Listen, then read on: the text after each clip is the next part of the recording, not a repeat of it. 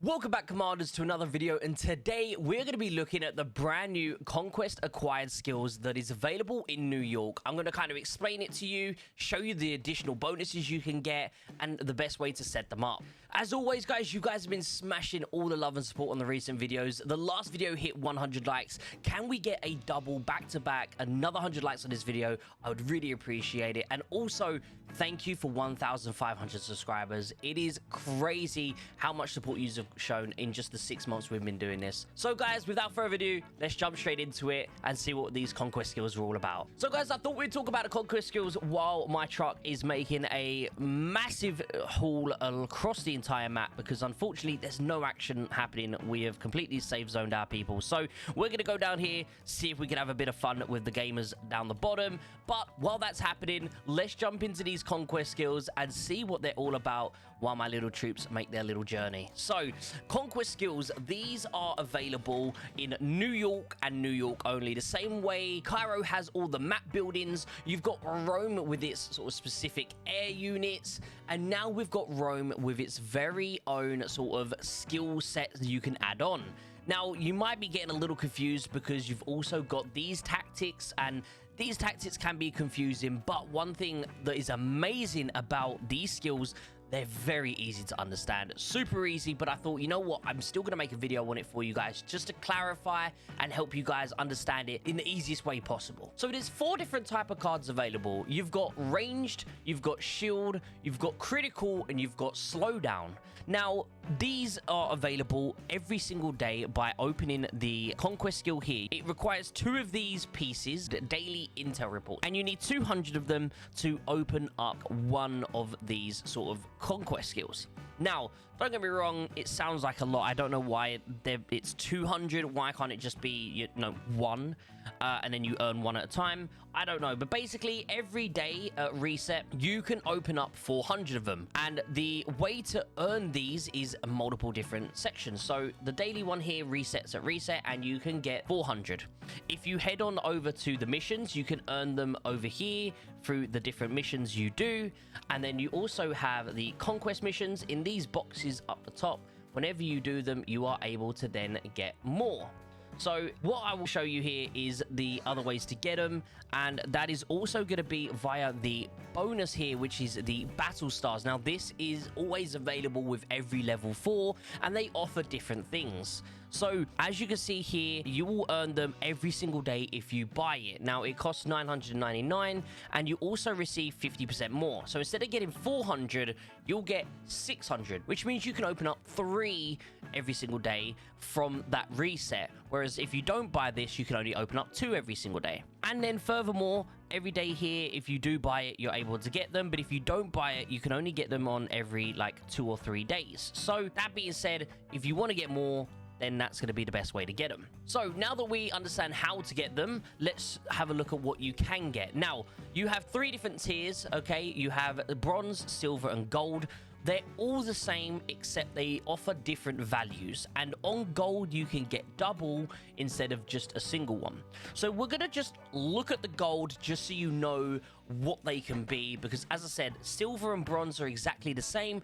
They just offer a lower value to it. So you have 4 different shield types, and then you also have 4 shields mixed with 1 of each type. You then have 4 different boots. Again, this is slowdown. You also then have 2 boots with the slowdown. Here you have burn type, and I believe I said at the start it's 4, but it's actually 5 different types. I do apologize. So here you have burn type. So if you're using units that offer fire damage, like Red Heat, El Cartero, things like that, and I believe Maestro, he will also offer these burn types. So those will be focused more for those types of officers. It's just me, guys. I kind of wanted to quickly hop on and give you a little update after rereading some of these skills, because as I said, I'm now ready to actually make one, and I kind of wanted to just double check everything, reread through every single skill. And I did get one little thing wrong, guys, and I just want to clarify that for you. I didn't want to leave you in the dark. I mentioned before that the burn ones only matter if you have officers that offer that burning ability,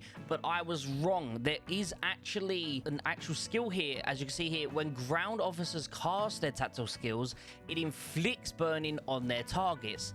Now, prior to that, obviously all of the others just say that it increases it and it does like extra burning damage and stuff. Now, I believe that meant if your officers already, you know, offer burning, then it increases it. But you actually have the ability to, on some of them, they offer the ability to actually inflict that burning damage. So I just wanted to clarify that for you guys. If you are thinking about getting the burning skill, you'd probably want to stack them up, because the burning skills on their own aren't anything crazy. For example, here, it's only 50 coefficient for 4 seconds, which means it's a total of 200 coefficient.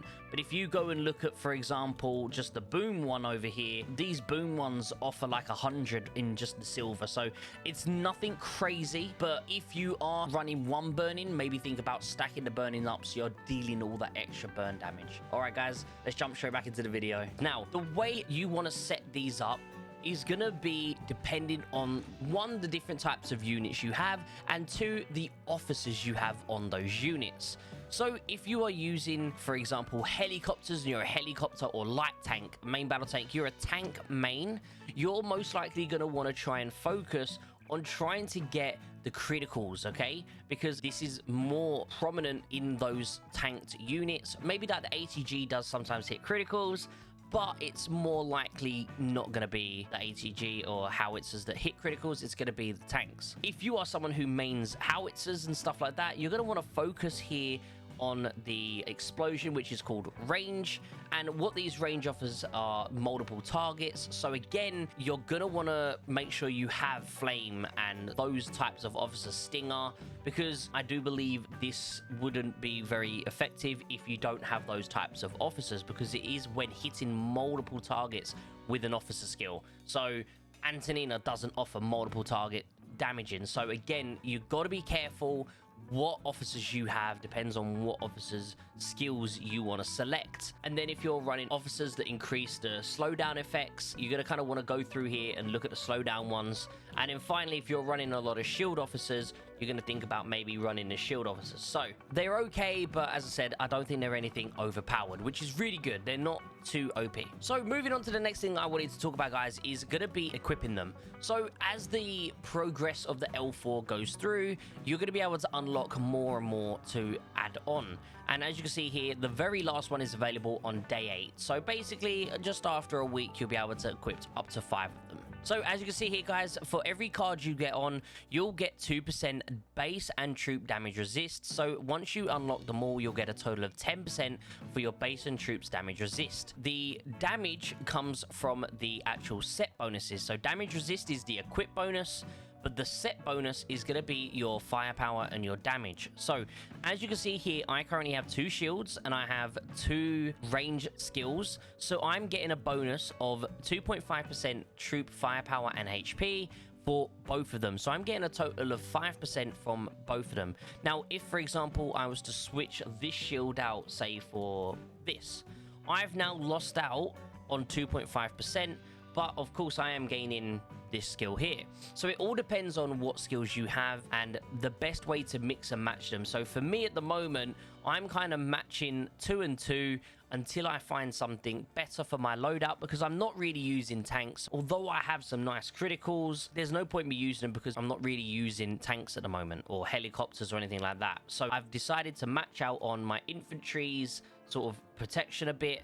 And then on top of that, I've also gone for the howitzer stuff, which again, I'm using 2 Howies and an ATG. So this is going to help me in my setup the best. For you, it might be something slightly different, but make sure you are trying to get the best value for your bonuses. And also the next thing you want to focus on is just trying to make sure that you're saving up to try and get as many of these gold ones as possible. So far, guys, we are 5 days into the Conquest and I haven't bought any of them extra stuff.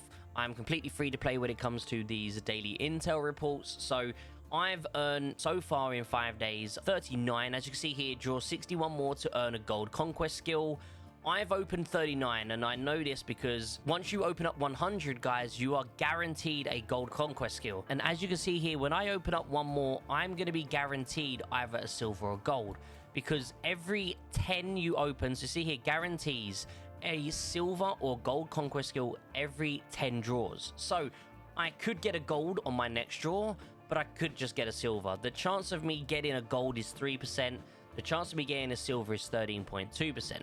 So I'm guaranteed to get at least one of these in my next draw. Now, on my old account, I already have a gold, but on this account, as you can see, I don't. I just have a couple of silvers and bronzes. So guys, once you get duplicates of the ones you've already owned, so say, let's just say the next one I draw is going to be this shield one here, okay? Let's just say we get a shield here that is a duplicate. I'm going to get here these actual like duplicate things because they disassemble into these like assembly parts.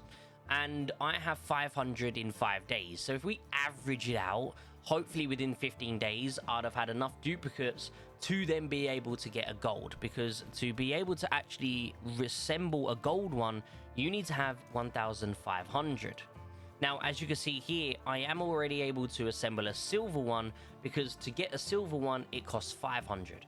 I'm personally going to save up to see if I can get myself a gold one. I'm not sure what one I'm going to get right now. I'm thinking either maybe the reduce of the skill prep time for 1 second, or maybe we'll do the extra skill damage of damage coefficient 300, or maybe here, this one. I think this one is the one I'm going to get. When hitting multiple targets with an officer skill, increases the skill damage by 15%. It's a pretty nice skill. Also, there is a final bonus. There's a lot of bonuses here, 3 bonuses in total. This bonus is once you collect all of them.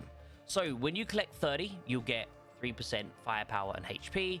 And then when you get 40, you'll get another 4% on the HP and the firepower. And then it gets more and more, because there's 60 in total. Once you get all 60, you will be able to have all of these. Now, it does say here, collect a specific number of conquest skills to activate the corresponding bonuses. Different bonuses can be activated at the same time. So if you own 60, I'm pretty sure you can have all of these bonuses. They do stack according to what it says here. Also, on the final one, once you unlock all 60, it says troop damage intensity of 3.5% and troop damage resist of 3.5%. Now, the intel reports can be exchanged for conquest crates. So once you've unlocked everything, these actual conquest sort of reports that you get can turn into conquest crates, and you can buy stuff from the store with.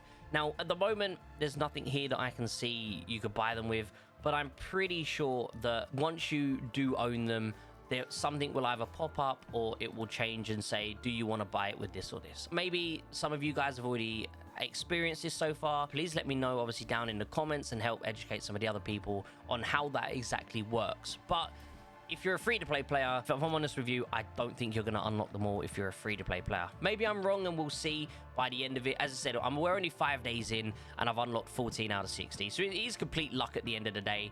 But a free-to-play player is going to have a much less chance of that being the case. Future me is back, and there is something I want to let you guys know, which I've only just found out literally the day before uploading this video, and that is actually that right here up the top, I didn't notice this, but conquest skill effects are not active during base attacks or defenses, but their equipped bonus and sets bonuses are effective in both base attacks or defenses. So all of these only work when you are actually out in the field fighting. So long story short, you're actually going to mostly get advantage from this if you are a tank main. So don't get me wrong, Howiznat will still benefit from this if they are fighting out in the field, but 9 times out of 10, Howies are being used either in a base defense or base attacking.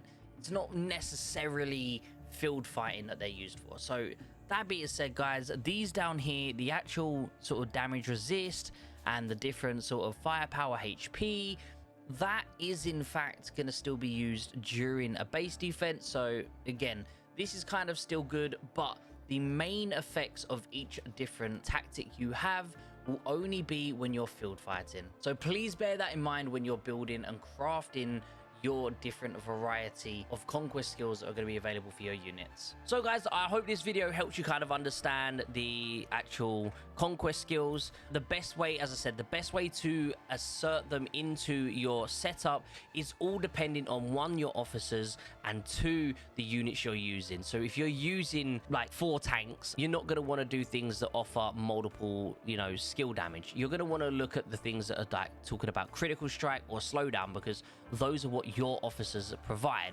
Same with if you are a Howie person, right? You've got 4 Howies and, say, a tanking unit.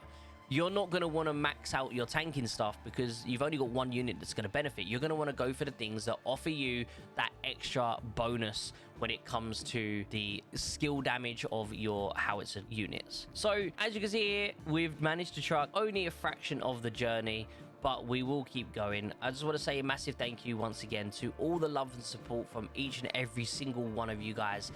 Absolutely amazing support on the channel. If there is any videos that you would like to know, like some education on anything within the game, please let me know down in the comments as always. I love each and every single one of you. I hope you have an amazing rest of your day, and I'll see you all in the next video. Take care, everyone.